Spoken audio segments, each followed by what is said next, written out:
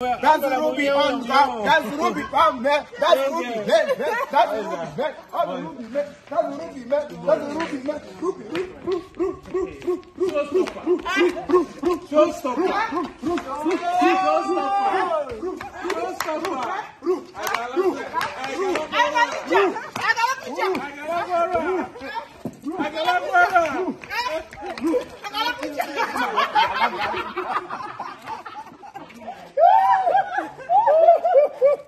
My sister.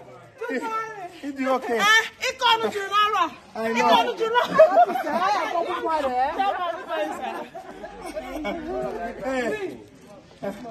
I got to be idiot. I do. One cat at a time. The more for it, I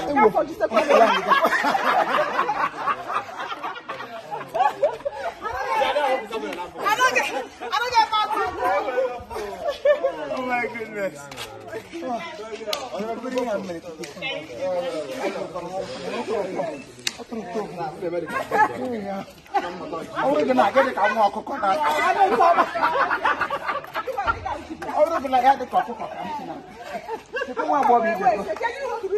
Yeah, with juicy goose.